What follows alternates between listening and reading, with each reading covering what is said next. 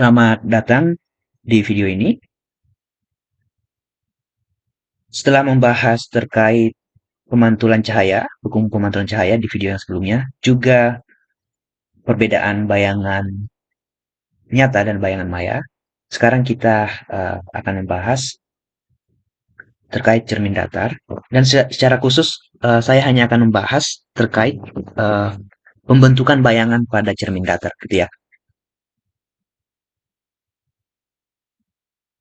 Nah, tentu saja ini menerapkan hukum pemantulan Snellius yang sudah kita bahas. Baik, jika ada cermin seperti ini sebagai sebuah bidang pantul cahaya, lalu di sini ada benda yang mana kepala bendanya saya namai sebagai titik A, bagian bawah bendanya saya namai sebagai titik B.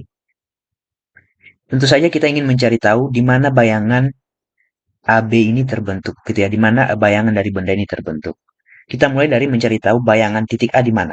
Lalu kemudian nanti kita cari tahu bayangan titik B di mana sehingga kita bisa menentukan dengan mudah bayangan badannya gitu ya. Tinggal menggaris dari bayangan titik A ke bayangan titik B. Kita mulai dari merambatkan sinar atau memberikan sinar datang melalui titik A ke permukaan pantul yaitu cermin.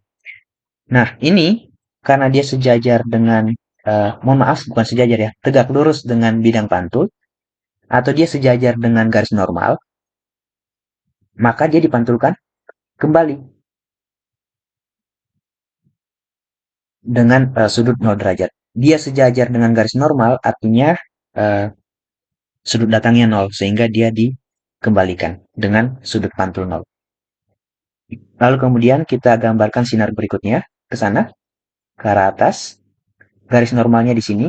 Garis normal itu, kamu harus ingat, adalah garis khayal ya. Dan dia tegak lurus dengan bidang pantul. Maka sinar pantulnya akan ke sana. Nah, kita harus tahu ini sudut datangnya dan sudut pantulnya sama. Di sini kita nggak perlu tuliskan. Nah, sekarang mari kita lihat bayangan titik A di mana. Ini sinar pantul yang pertama, kalau kita luruskan ke sana, lalu sinar pantul yang kedua, kalau kita luruskan ke arah atas sana, tidak akan bertemu. Jadi kita bisa bayangkan yang akan bertemu adalah perpanjangan dari sinar-sinar pantul ini. Perpanjangan yang pertama ke arah sana horizontal, sinar perpanjangan yang berikutnya adalah yang ini. Sehingga bisa kita lihat di sini mereka akan berpotongan. Di pembahasan kita sebelumnya kita sudah tahu perpotongan uh, perpanjangan sinar ini merupakan letak sebuah bayangan maya. Nah, sampai di sini kita sudah mendapatkan letak kepala uh, bayangan bendanya, gitu ya. Kita ingin mencari titik B di mana. Caranya sama, kita tinggal menjalankan sebuah sinar.